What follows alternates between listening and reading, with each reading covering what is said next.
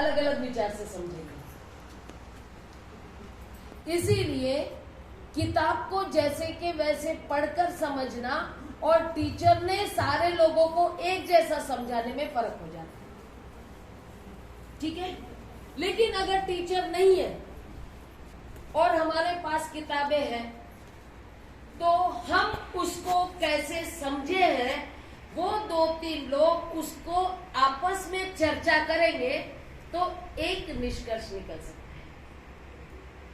समझ में आ रहा है? यानी 3 लोग अगर अलग अलग तरीके से वो किताब पढ़ेंगे और अलग अलग तरीके से समझेंगे और वो आपस में चर्चा करेंगे तो वो एक मत पे आ सकते हैं। समझ में आ रहा है? इसीलिए सबने पढ़ने के बाद में किसी न किसी के साथ में चर्चा करनी चाहिए और चर्चा करने के लिए एक से ज्यादा लोग होने चाहिए। तो भिक्खु भिक्खुनी अगर वर्षावास में विहार में रहेंगे तो अगर अकेले रहेंगे तो वो अपने मर्जी से समझाएंगे और वो कितना सत्य होगा वो जानबूझकर नहीं करेंगे वैसा, लेकिन वो हो जाएगा क्योंकि वो अपने ही विचार से समझेंगे। हो सकता है वो उसका नतीजा गलत भी हो और इसलिए फिर वाद विवाद होते हैं, ठीक है। तो हमको ये जो बुद्ध के समय में जो प्रथा थी कि संघ में इकट्ठा रहकर अध्ययन करना है, वैसे ही अगर हम शुरू करेंगे तो हमारे भिक्खु संघ में या भिक्खुनी संघ में, मैं भिक्खु संघ की बात अभी बाजू में रखना चाह रही हूँ क्योंकि हम लोग भिक्खुनी संघ में बात कर रहे हैं, तो हमारी भिक्खुनी अगर संघ में एक साथ रहेगी तो वो आपस में कोई किताब भी पढ़ेंगे, बुद्ध और उनका धम्म ही पढ़ लेते हो तो उसको भी पढ़कर आपस में पहले चर्चा करेंगी और फिर उसमें से तय किया जाएगा कि कौन व्यक्ति, वो 5 में से कौन सी भिक्खुनी उस अध्याय को जो सुबह से पढ़ा है और उसका चर्चा किया है वो लोगों के सामने प्रस्तुत करेंगे। सही है? होना चाहिए इस तरह से। तो वो एक सबके कम से कम 5 लोगों के विचार वाला जो अध्ययन है वो आप लोगों तक जाएगा। ये अलग बात है कि हमारी उपासिकाओं में भी, उपासकों में भी बहुत विद्वान लोग होते हैं, पढ़े लिखे होते हैं, उनका अभ्यास भी बहुत होता है, लेकिन वो लोग भी इस तरह की चर्चा में नहीं बैठते। और यहाँ पर वर्षावास में अच्छी तरह से चर्चा नहीं होने की वजह से हर कोई बताता है कि उसने पढ़ा है, उसको मालूम है, आपको नहीं मालूम। समझ में आ रहा है क्या क्या उसका निकलता है? हर व्यक्ति ये कहता है कि मैंने पढ़ा है, मुझे मालूम है, आपको नहीं मालूम। और इसीलिए अगर ये उपासक और उपासिका संघ होगा तो इनको भी बीच कभी कभी साथ में बैठकर चर्चा करने की जरूरत होनी चाहिए। इसको कहते हैं चर्चा सत्र, है ना। चर्चा सत्र होता है, परिषद होती है, कॉन्फ्रेंस होता है। हम लोग जो परिषद देखते हैं, अभी तक जो मैंने भारत में धम्म परिषद, काफी धम्म परिषद हुए। मैं 1-2 जगह मुझे बुलाया गया, तो वैसे तो मैं जाती नहीं, लेकिन 1-2 जगह मैं गई। तो क्या हुआ उस धम्म परिषद में कि जो सीनियर भिक्खु या भिक्खुनी होते हैं, भिक्खुनियों को तो बहुत बाद में, मुझे लगता है 2010 के बाद में चांस मिलने लगा है बोलने का। उसके पहले भिक्खु लोग ही बोलते थे धम्म परिषद में, दोनों को इनवाइट रहता है। तो जब सीनियर भिक्खु बोलता है तो वहां पर स्टेज पर जितने सीनियर भिक्खु होंगे वो बोला जाएगा, लेकिन उसके ऊपर चर्चा नहीं होती। परिषदों में मैंने चर्चा नहीं देखा, लेकिन वही मैंने इंटरनेशनल कॉन्फ्रेंस देखे हैं जहां पर वो लोग विषय के अनुसार चर्चा सत्र रखते हैं और चर्चा सत्र में वो समय देते हैं और कहते हैं कि इस विषय पर अपने विचार रखो। 5 लोग पैनल में हैं, तो 5 में से एक को चेयरपर्सन या अध्यक्ष घोषित किया जाता है और वो जो अध्यक्ष होता है वो उस विषय में विद्वान होता है और उस पैनल में जो लोग बैठे होते हैं इन लोगों को समय के अनुसार उनको अपने विचार रखने होते हैं और ये चारों के विचारों को और अपने विचार को एक साथ करके उसके ऊपर अच्छे से विचार करके अध्यक्ष का काम होता है लोगों को उस विषय की जानकारी देना।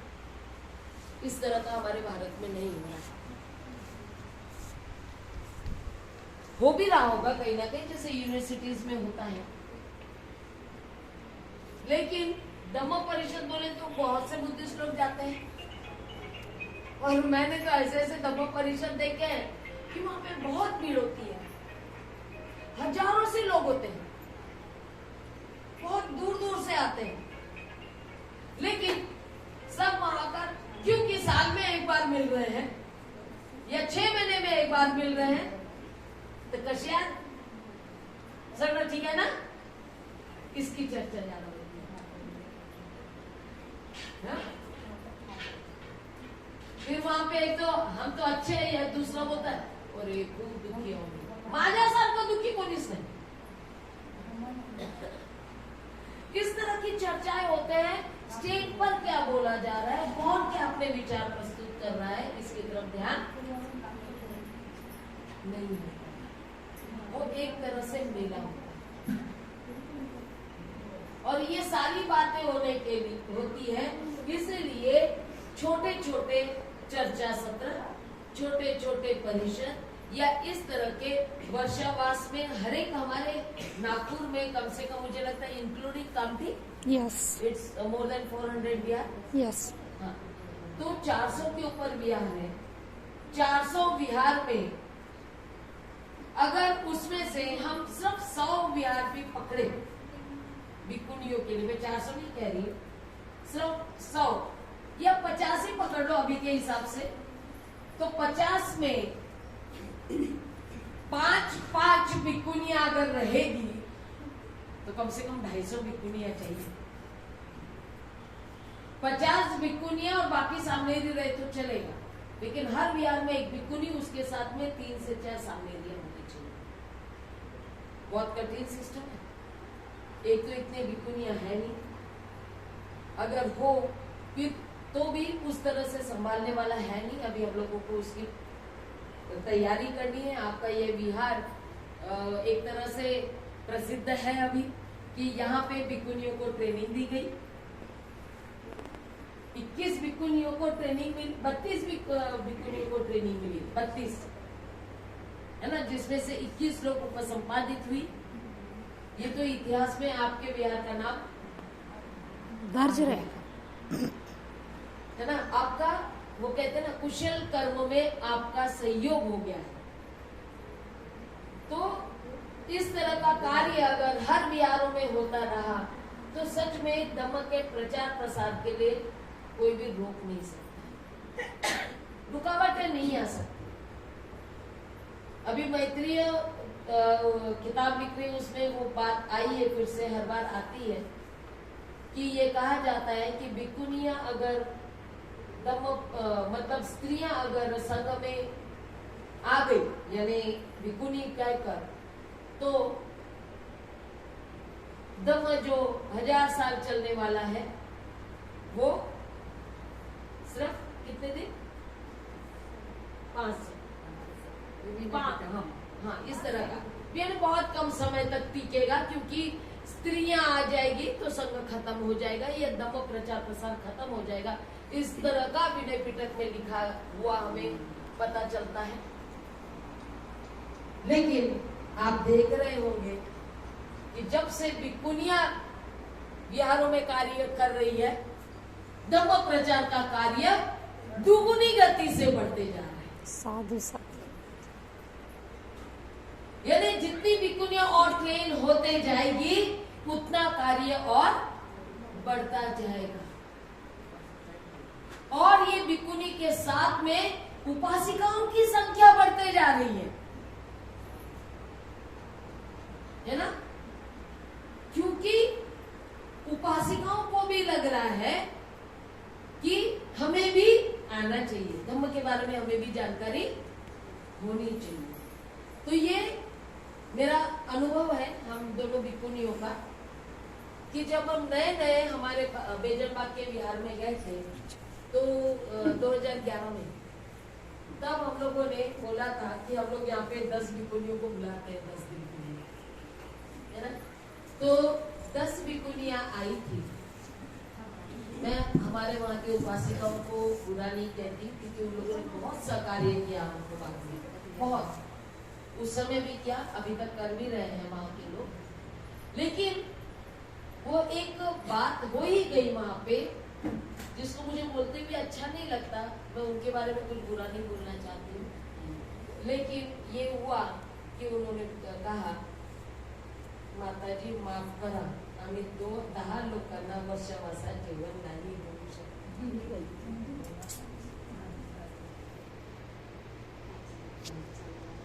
यानी ये भिक्खु या भिक्खुनी ने एक एक नहीं विहार में वर्षावास करना है, ये परंपरा डालने के लिए उपासक उपासिकाएं भी जिम्मेदार हैं। हमारे साथ हुआ इसलिए हमको मालूम है, ऐसे तो बहुत विहारों में हुआ होगा, है ना?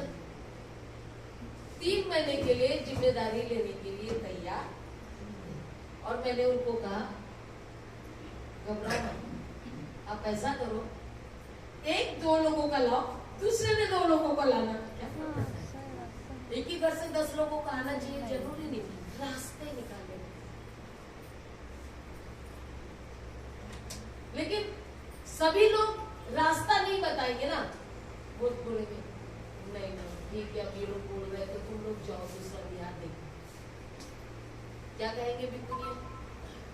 क्योंकि ट्रेनिंग नहीं ली है, अभी कॉन्फिडेंट नहीं है, वो उपासिकाओं को कन्विंस नहीं कर सकते, तो वो यही कहेगी हाँ ठीक है ना, देखो अब ये एक ही को रखना चाहते हो, तुम क्या करो, तुम जिससे लेकर चली जाओ, मैं अकेली जा रही हूँ। और इसी तरह का हुआ। और आज जो बुद्ध के समय में वर्षावास हुआ करता था, जैसे संघ में हुआ करता था, वो सिस्टम ही खत्म हो गया। उस समय भोजन लेकर, क्योंकि बहुत बड़ा संघ हुआ करता था, एक नहीं, आज के जैसा एक नहीं होते थे, बहुत बड़ा संघ हुआ करता था वर्षावास में, नगर के बाहर में।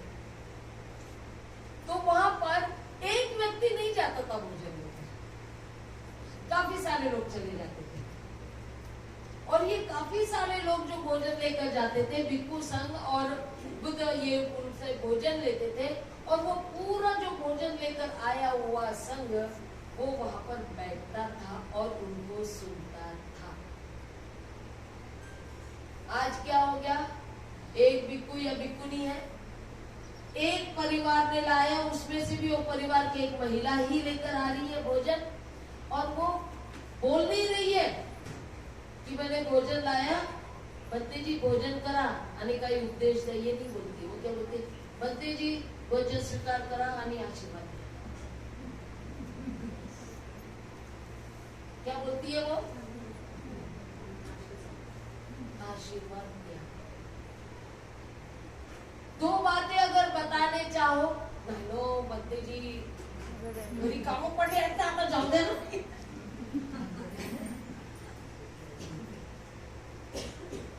आता नंतर ये। सही बात है, ऐसा हो रहा है। यानी जो सिस्टम बुद्ध ने बताया वो सिस्टम पूरी तरह से गायब हो गया। फिर वो व्यक्ति आशीर्वाद लेकर जा रही है, इनको भी लगता भूख लगी, पहले मैं खा लूं, दे देते ना आशीर्वाद, जाने दो उसको। आशीर्वाद दे दिया, चले गए। फिर शाम को आ रहे सब, बनते जी पुस्तक वाचा, वंदना घेतो, चल लो घरी, वाट पाहून राहिली, पाणी भरायचं, स्वयंपाक करायचा है, यानी शाम को पूजा पाठ, वो भी बाबा साहब की वजह से बुद्ध और उनका धम्म पढ़ा जा रहा है। जो बाबा साहब को नहीं जानते तो बुद्ध और उनका धम्म भी नहीं पढ़ते, त्रिपिटक की तो छोड़ी थे। क्योंकि अभी भी हम लोग गए थे 2 दिन पहले, वो महिला हमको अपने घर लेकर गई और बोलती है, मैंने पूछा किसने रखा आपने ये परित्रण पाठ, तो बोलती मैं वर्षावास पकड़ी थी ना, धर लो तो, वर्षावास धर लो तो। बोली कैसे पकड़े, तो बोले मैं खाना खाती हूँ 12 बजे के पहले। वो बोली शाम को, बोले नहीं मैंने रात में खाना बिल्कुल नहीं खाया। कितने दिन, बोले पूरे 3 महीने। हीमोग्लोबिन कम हो गया उसके आगे, ठीक है। फिर मैं बोली उसके अलावा और क्या क्या, सकाळ सायंकाळ वंदना घेतली बनते जी। मैं और कुछ सुनना चाह रही थी, इतना ही बस। पुस्तक वाचली एखादी नहीं, यानी किताब नहीं पढ़ा। वर्षावास किसके लिए है, अध्ययन के लिए है ना, ज्ञान लेने के लिए। बारिश का मौसम है, बाहर जाना कम होता है, तो एक जगह बैठकर कम से कम किताब तो पढ़ो। चलो नहीं मिला कोई समझाने के लिए, खुद ही सही पढ़ो, नहीं समझ में आया तो मान करो, बाद में जब कोई मिलता है उनसे पूछो। लेकिन नहीं, वो ध्यान में ही नहीं है कि वर्षावास में किताब पढ़ना चाहिए। और ऐसे कई परिवार हैं जिनके घर में बुद्ध और उनका धम्म तो है ही, पढ़ेंगे क्या, बिहार में जाते नहीं। तो सच में ये वर्षावास सही तरह से हो रहा है जैसा होना चाहिए, नहीं, तो कहीं ना कहीं हमको इसमें बदलाव लाना पड़ेगा। जब कुछ समस्या होती है तो उस पर चर्चा होनी चाहिए, और चर्चा करके उस पे एक रास्ता निकालना चाहिए, और रास्ता निकालकर उस पर चलना चाहिए। शायद ये बिहार ये काम तो जरूर करेगा, ये मेरी अपेक्षा है, मुझे विश्वास है। थैंक यू, साधु मुझे विश्वास है कि बिहार में जरूर सबसे पहले वर्षावास की शुरुआत 5 भिक्खुनियों से होनी है अपने साथ। करायचं ना, अब सब लोगों को तय करना है, हाँ? तो ये प्लानिंग, अरे हो किंवा नाही म्हणा ना, बिलकुल सुरुवात आमच्यापासून होईल असं म्हणा। ठीक है ना, ओके। तो ये एक होगा, और एक बात ध्यान रखो, अगर ऐसा हुआ ना, तो जो हम लोग बोलते हैं कि 10 दिन का प्रशिक्षण होना चाहिए, उससे अच्छा आपने यहाँ पे 10 दिन 3 महीने का प्रशिक्षण हो जाएगा, इसका लाभ मिलेगा। अपना चर्चा सत्र जैसे करेंगे, और मुझे मालूम है मैत्री बहुत रेडी है यहाँ आने के लिए।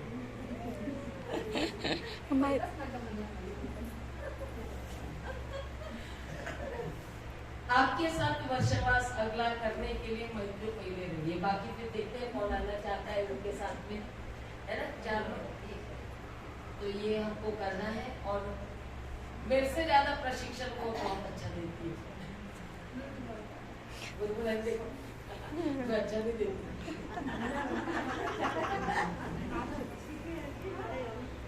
खूब सुंदर अभ्यास तो आहे ना का? ये समझ लीजिए कि आपकी तरफ बहुत अच्छा होगा आगे, और यहाँ का जो उपासक उपासिका संघ है, ये वैसा संघ होगा जो बिल्कुल भी अंधश्रद्धा नहीं मानता है, धर्मों को सही तरह से समझता है, सही तरह से 22 प्रतिज्ञाओं का पालन करता है, और जहाँ पे गलत हो रहा है एक संघ के रूप में आप वहां जाकर नैतिकता को बचाने के लिए भिक्खुनी संघ के साथ में खड़े रहते हैं। साधु साधु। आपकी बहुत जरूरत है। बिना उपासक उपासिका संघ के भिक्खुनी संघ आगे नहीं बढ़ सकेगा।